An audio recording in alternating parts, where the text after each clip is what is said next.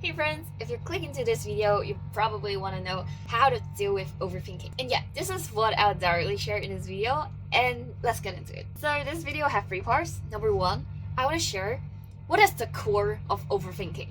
Like, why do we overthink? And also like pros and cons do overthinking have. Like there's actually pros of overthinking. And then I want to share the second part is that I want to share a notebook. Like how I just discovered this idea 4 days ago.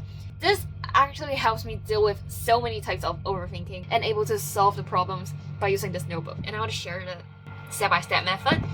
And then the last part, like the third part, I want to share some daily examples that I actually written in my notebook of how do I apply this solution to help me in real life. And I just want to share this out. So let's get into it. So the first part, I want to share the core of overthinking. When we are starting a project, we start having gather a lot of information, and our brain will have a lot of voices, thoughts it has, and it just keeps spamming so that we overthink too much that we're unable to take action. So that is the characteristics of overthinking. But why are we overthinking? So I realized that overthinking is because we are just trying to find a perfect solution. It's actually something related to perfectionism.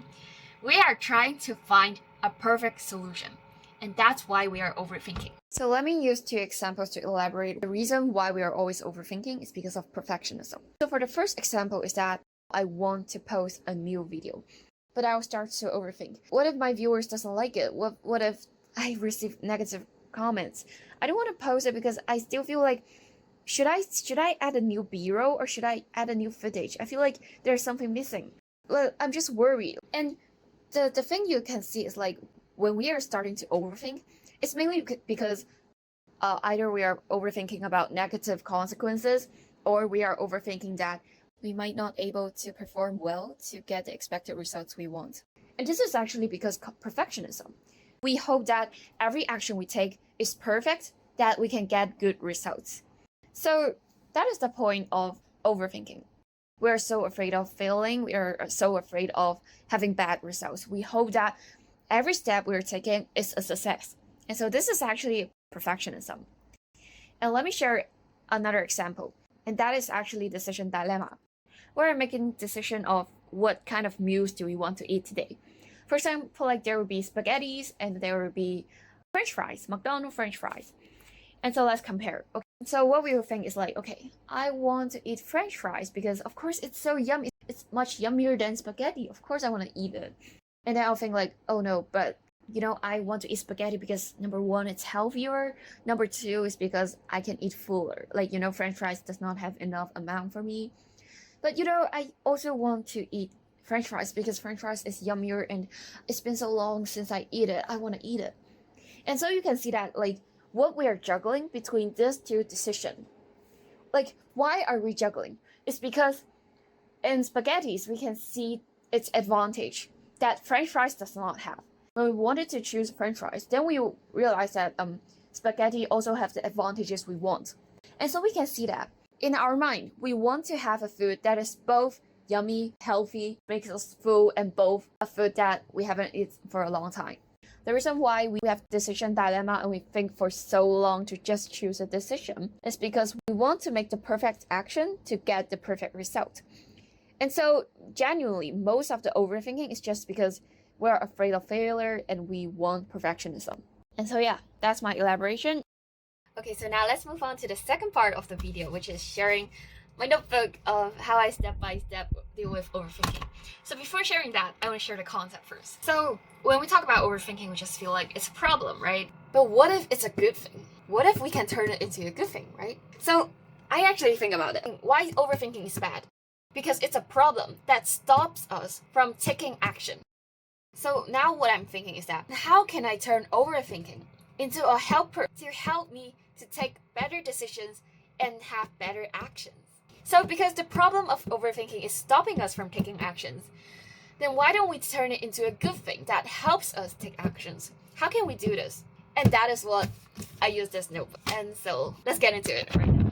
Now I'm going to directly share, the 3 steps of how I use this notebook. I just say the 3 steps first, and then I'll share about the examples of how to actually apply these 3 steps. So the first step is that write down the problem you're struggling in your mind. Write down everything you're thinking at this moment. Write down all your overthinking into the notebook. Like, you just feel like you're throwing all the trash in your brain to a trash bin. And that's the key idea. Like, you don't have to rephrase any wordings. You don't have to think about, okay, how neat should you write. Just write as messy as it can. Just write as messy as you can. Like, just draw different kind of patterns. If you want to draw, feel free to draw. Like, just make sure that right until a point that you feel like, oh, you're relieved, everything's written, there's nothing in your brain anymore. And then we move on to the second step. So the second step is also the most important step. After writing all these stuff down, tell yourself that right now, you must make a decision, you must find a solution, or you must take an action right now. So if you have a problem you want to solve right now, you tell yourself that, okay, you list out all these things. Now, you analyze them. You have a look at them, you compare them, and then you must make a decision right now. So the problem of overthinking is that for hours and hours of overthinking, we do not take actions because we feel like we still have time to find the perfect solution. But there's actually no way because you only have these decisions. You can't even find a perfect solution.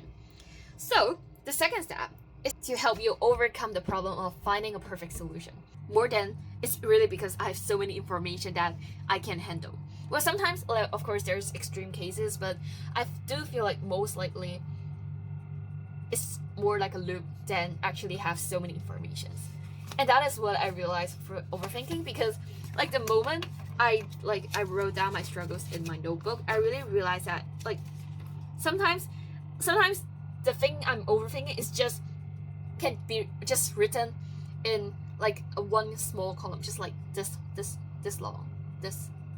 So it's so weird, and so I just feel like, wow, all the situations I'm overthinking, it's just I'm just thinking such a small block of information, but I'm overthinking and looping, and so yeah, so I really realized that the moment when you write it down, you realize that you're just forming a loop of overthinking instead of like having a lot of information you're thinking, and so really recommend to write it down. So okay, let's go back to the second step. So the second step is that make sure you must make a decision right now.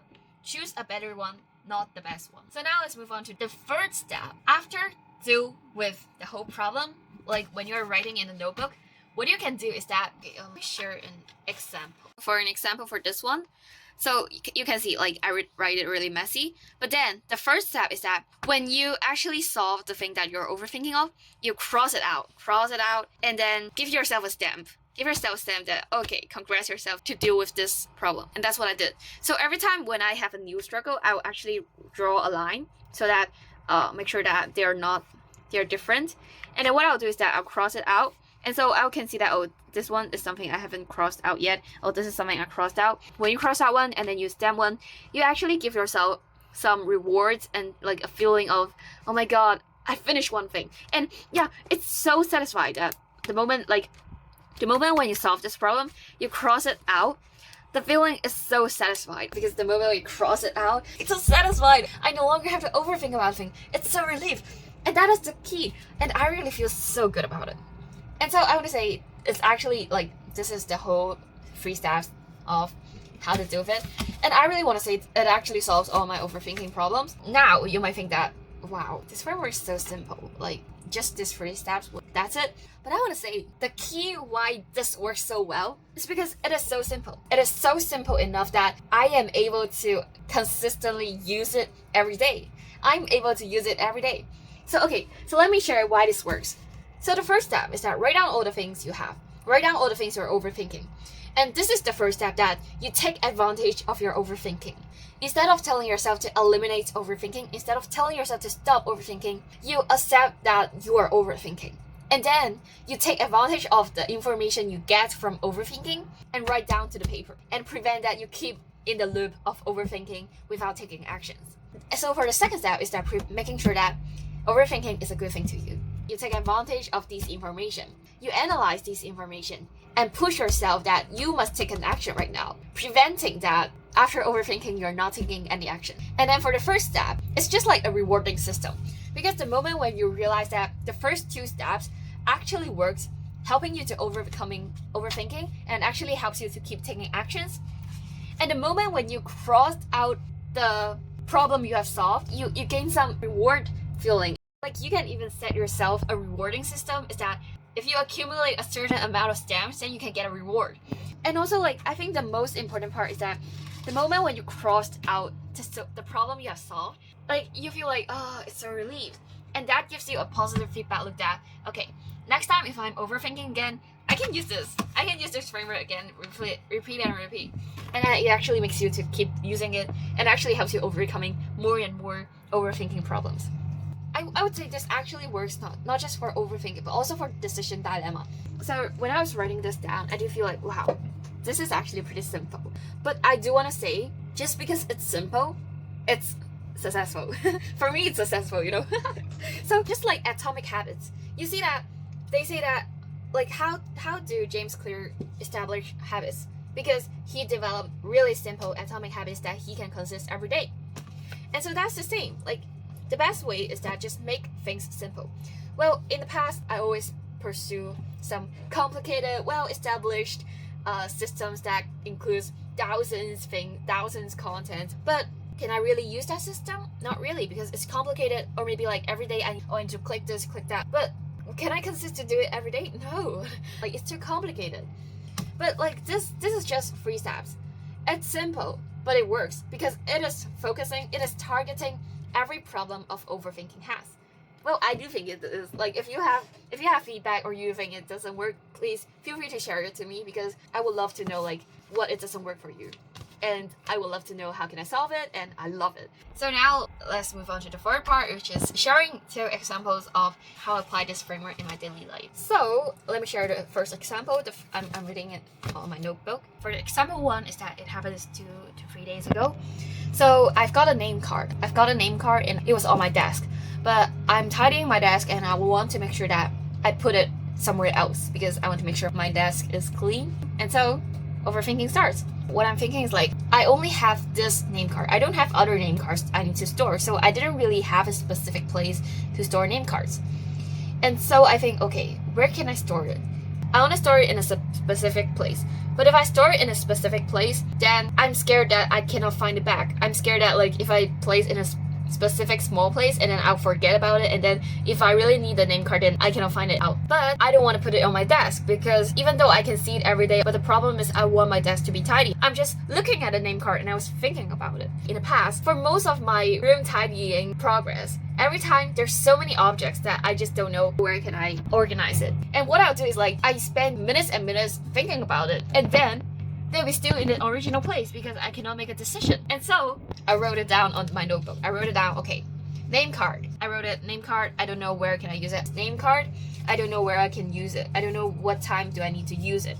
So I want to save it, but I'm scared that if I need it, I just can't find it. And so I wrote down all the things I'm worried about following the first step. And then the second step, I tell myself, okay, right now, no matter what, you must make a decision. And my decision is that no matter where I'm placing, I'm definitely placing a place that it is definitely not on my desk. Because in the past, if I don't make a decision, it would still be on my desk. But now I prefer placing it to somewhere else that I might forgot is better than placing it on my desk. And so I decided that whatever, I'm going to place it on somewhere else.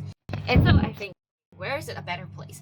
I originally have a folder that stores my university files, and so I decided that I'm gonna put the name card there. And so, even though that is not the best place for me to store the name card, because I might forget it, it was still a better place, because I prefer to make sure that my desk is clean more than remembering the name card. And so that is the key, is that you're choosing a better solution more than a best solution. And a better solution is always better than a virtual perfect solution. And so that is the example 1, and I'll share example 2. Example 2 is that I have a journal book that journals my diary. And then the problem is I stopped. And then right now I want to restart my journal habit. And so I've got a problem. Problem is there's 2 options. Number 1, I use the old notebook to keep journaling. And the second option is that I start with a new notebook and feel like everything's refreshing. So why do I have these 2 options? Number 1 is because I want to keep using my old notebook, because I don't want to use a new one, because I don't want to be non-environmental friendly. I hope that I didn't waste things. But I want to use a new notebook because I want to feel like I'm doing a new thing. Like, you know why people love making new wishes? Because we just feel like we want to have a restart, we have a refresh, everything starts from zero again, and it feels better, right? And so the only reason why I'm struggling is just because number one, I want to be environmentally friendly. Number two is that I still want the feeling of feeling refreshed, feeling restarted. So I just write down. It's really just a really small column. Like all I'm struggling is just because of 2 points. And then I ask myself, second step, I must make a decision right now. What is the decision? What is the better one I choose? And I said that, and I tell myself, you know, in the past I've always been refreshed, but like it doesn't really work, and I don't really want to waste the papers. Then I choose environmentally friendly. I prefer environmentally friendly more than feeling motivated. I choose that, okay, whatever. I'm going to use the old notebook. And then based on that, I'm thinking that, okay, when I'm using the old notebook, is there another way that I can still feel refreshed? Even if I am using the old notebook, can I still feel refreshed? Yes, I have a solution. I use another pen and then it makes me feel refreshed. So through that example, I realized that when you find out the better solution, you can still think if you can add on to make the better solution even better, fulfilling both requirements you want. But like in this situation, I want to be environmentally friendly. So I choose the decision of becoming environmentally friendly. But at the same time, I'm wondering, like, even though I'm choosing the decision of being environmentally friendly, is there something I can add on to make sure that I can also feel motivated and refreshed? And that is the goal. First thing is that you choose the thing that you prioritize more. And then you add on, is there something that it can help you to make the solution even better? And so these are the 2 examples of how I work. Okay, I'll see you guys in my next video. Okay, if you're interested, you can also look at my introduction or maybe the video that I first filmed. And I'll see you guys in my next video. Bye!